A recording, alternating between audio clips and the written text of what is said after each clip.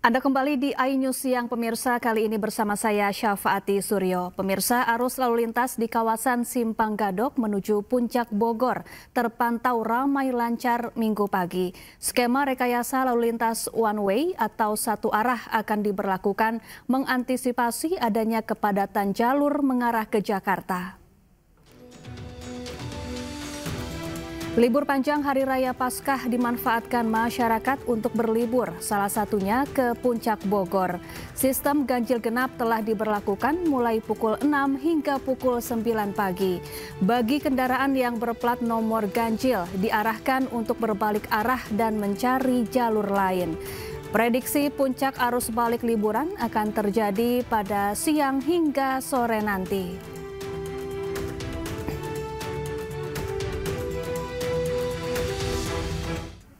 Ya, libur panjang peringatan Paskah wisata Kota Tua masih ramai dikunjungi. Banyak pengunjung yang bersuah foto di depan Museum Fathahillah dan bermain sepeda ontel. Salah satu kawasan wisata primadona di Jakarta, yakni Kota Tua, masih banyak dipilih masyarakat untuk menghabiskan libur panjang Paskah kali ini. Para pengunjung kebanyakan memilih untuk bersuah foto di depan Museum Fathahillah dan bermain sepeda ontel. Selain bersuah foto dan menaiki sepeda, pengunjung yang datang juga memilih untuk duduk-duduk menikmati suasana Kota Tua di siang hari. Pengunjung yang datang juga beragam, mulai dari kalangan anak muda sampai orang tua.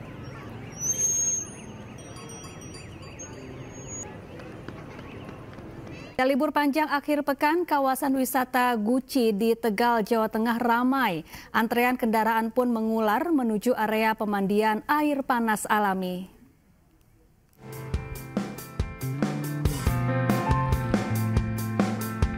Antrean kendaraan mengular di kawasan wisata Guci Forest, Tegal, Jawa Tengah. Kepadatan didominasi kendaraan pribadi dan bus pariwisata. Para wisatawan ini terjebak macet sebelum memasuki area pemandian air panas. Sementara itu, wisatawan asyik berendam di kolam air panas alami sambil menikmati udara segar dan panorama alam. Wisatawan mengaku senang menghabiskan waktu berlibur ke Guci karena cuacanya yang sejuk sekaligus bisa melepas penat dengan berenang di air panas.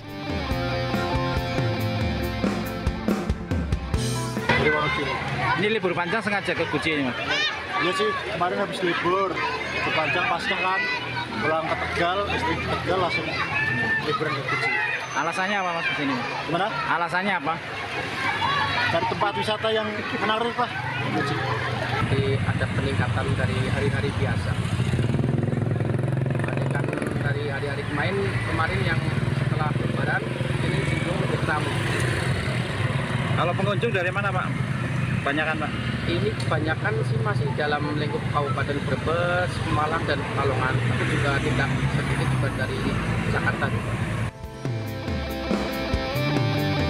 Tidak hanya berendam air panas, wisatawan juga bisa menikmati kesegaran udara pegunungan di bawah rimbunnya hutan pinus. Tersedia pula aneka wahana ramah anak dan sejumlah penginapan. Dari Tegal, Jawa Tengah, Yunibar, iNews melaporkan. Ya, untuk mengetahui keramaian liburan terkini, kita bergabung dengan rekan Aulina Iyasya di Kota Tua, Jakarta, dan Jen Cahyani dari Simpang Gadok, Bogor. Pertama kita ke Kota Tua terlebih dahulu. Ada Aulina di sana. Selamat siang, Aulina. Bagaimana suasana keramaian liburan di sana? Halo, selamat siang Syafa dan juga pemirsa. Libur memperingati Hari Paskah, long weekendnya kemana nih? Kalau saya memilih Kota Tua ya. Di sini bisa dilihat di layar televisi Anda, mungkin di belakang saya juga sudah terlihat ini banyak sekali masyarakat dari berbagai daerah yang memilih Kota Tua sebagai tujuan destinasi untuk menghabiskan waktu berlibur long weekend di hari Minggu terakhir ini.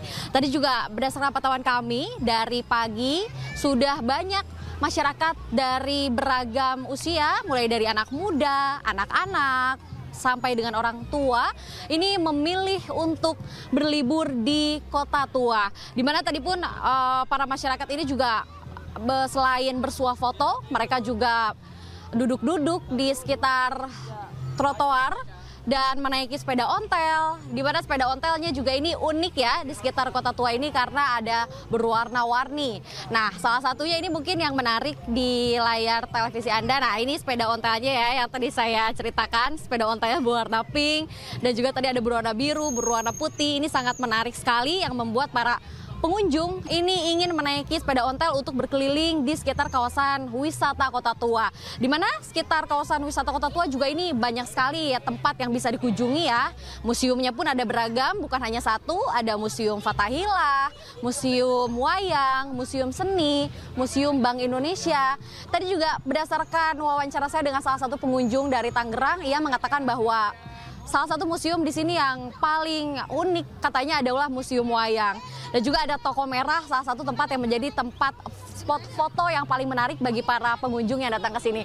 Nah, ini di belakang saya ada salah satu patung cosplay patung ya, cosplay patung berwarna emas. Ini bisa dilihat, ini juga masyarakat senang dan juga ingin berinteraksi untuk berfoto langsung. Kalau gitu saya ingin sedikit mewawancarai kali ya.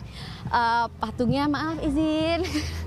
Ini mau izin langsung kita wawancara patungnya untuk ikut sebentar. Aduh, saya mau ditembak nih pemirsa. Halo, Bapak mau nanya sedikit boleh nggak? Aduh, takut nih bawa senjata nih ya Bapaknya. Bapak boleh aku mau nanya, Bapak ini cosplay sebagai apa nih di sini? Legend S. Parman. Legend S. Parman ya. Mengapa Bapak memilih untuk cosplay menjadi Legend S. Parman? Karena memang karakter di sini udah banyak gitu ya. Yang karakter pahlawan revolusi belum ada. Saya pilih pahlawan revolusi. Menurut Bapak gimana nih pengunjung yang datang ke wisata Kota Tua, berbeda nggak sih sama hari biasa sama sekarang nih libur panjang Paskah? Oh, berbeda ya. Kalau hari-hari biasa ya agak sepi ya. Ini alhamdulillah agak rame. Ya, Bapak boleh ditunjukin ini ke layar. Di sebelah sini boleh. Wah, keren sekali kayak gitu. Terima kasih ya Bapak ya atas waktunya. Ya, Syafa dan juga pemirsa di sini seru sekali. Pastinya bagi Anda yang bingung, aduh mau jalan-jalan kemana nih ya libur long weekend kali ini, bisa memilih wisata Kota Tua untuk dijadikan tempat berlibur. Kembali ke Anda. Iya, terima kasih Aulina Iyasa langsung dari kawasan Kota Tua Jakarta. Selanjutnya kita bergeser ke Jen Cahyani di kawasan Simpang Gadok Puncak Bogor. Selamat siang Jen, apakah saat ini sudah ada rekayasa lalu lintas yang diberlakukan di sana?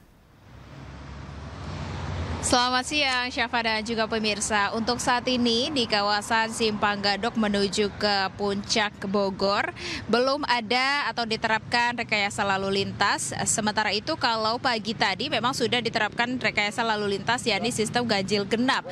Pada pagi hari sekitar pukul 6 pagi hingga pukul 9 pagi.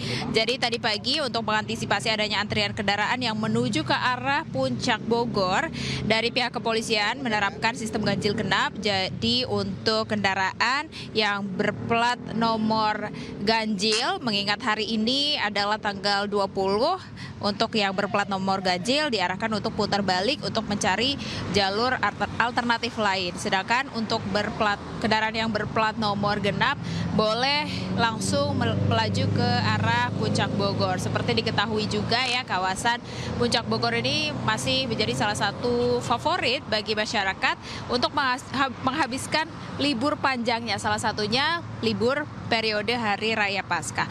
Dan kalau kita berbicara tentang rekayasa lalu lintas yang diterapkan di kawasan Simpang Gadok sendiri, tadi kami sudah bertanya dari pihak kepolisian, kemungkinan siang ini akan menjadi puncak arus balik pada liburan kali ini. Jadi sekitar pukul 1 siang kemungkinan akan mulai diterapkan sistem rekayasa lalu lintas, yakni sistem one way atau satu arah menuju ke Jakarta. Nanti diperkirakan akan kendaraan yang masih berada di puncak ini akan kembali pada siang hingga sore hari. Dan kalau kita pantau untuk saat ini situasi arus lalu lintasnya masih normal, masih cenderung lengang ya, tidak ada kepadatan meskipun pada 2 hari ke belakang ini sempat terdapat kepadatan ya untuk kendaraan yang mengarah dari arah Jakarta menuju ke arah Puncak, dan terlihat juga kendaraan yang melintas di sini kebanyakan berplat nomor B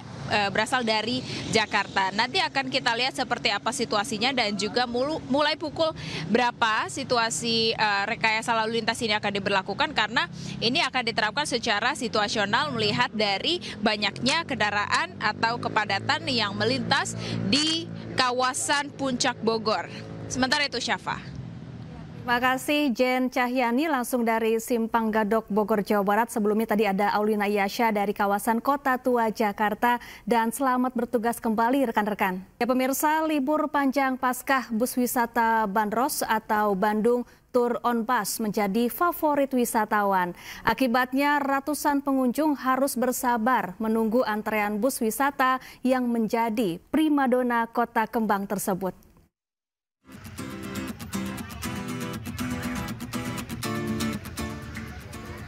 Ratusan warga, mulai dari anak-anak, remaja hingga lansia, memadati area depan Taman Alun-Alun Jalan Dalam Kaum Kota Bandung hanya untuk menunggu kedatangan bus wisata Bandros.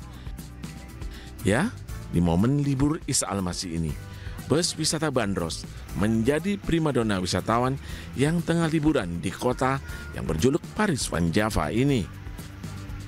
Bahkan, mereka rela antri berjam-jam hanya untuk berkeliling menggunakan bus wisata sambil melihat tempat sejarah di tengah udara sejuk kota Bandung.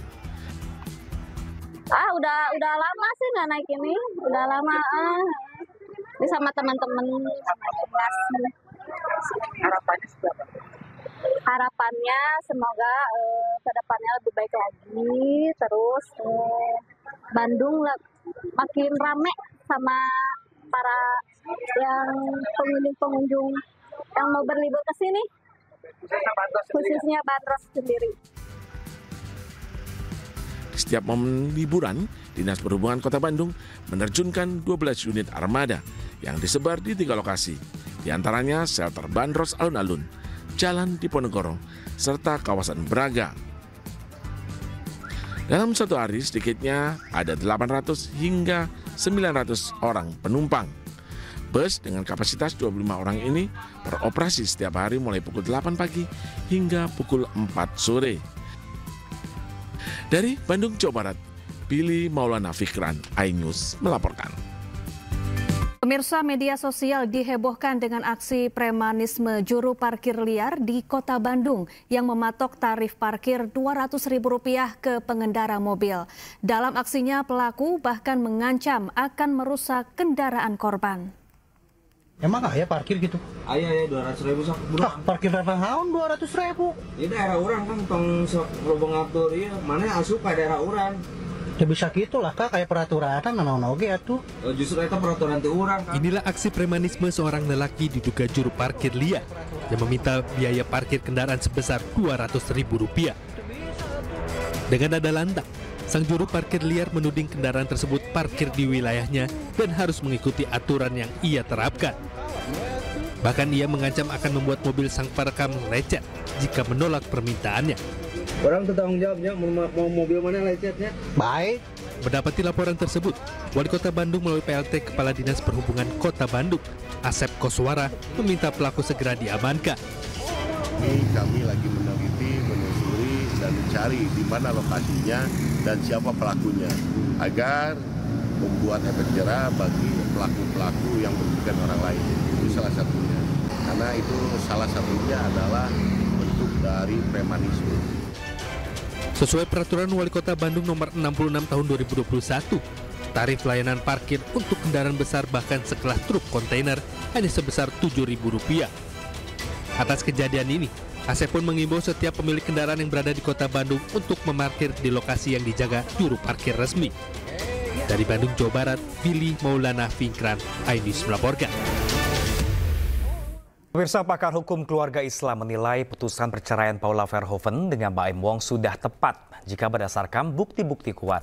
Sementara kuasa hukum Paula menegaskan pengaduan hakim ke Komisi Yudisial lebih kepada dugaan pelanggaran kode etik, bukan pertimbangan putusan.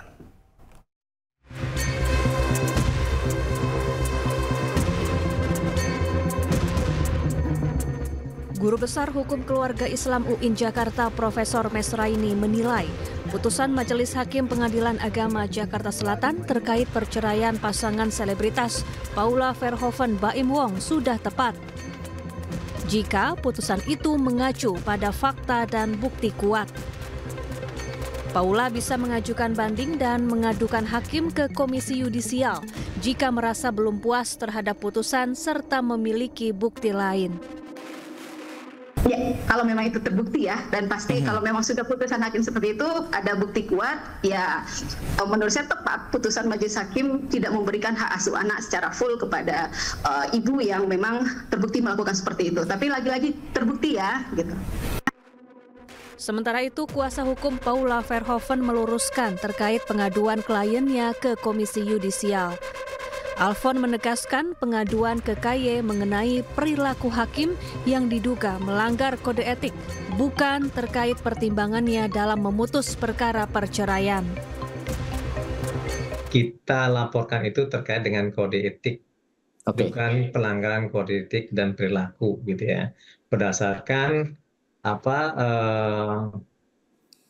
berdasarkan pedoman kode etik ya, keputusan bersama Ketua Mahkamah Agung RI dan Komisi Yudisial nomor 047 atau 028 tahun 2009.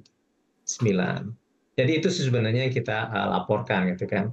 Nah, ini kan terkait dengan 3 fase, gitu kan. Pertama dalam persidangan, kedua itu terkait dengan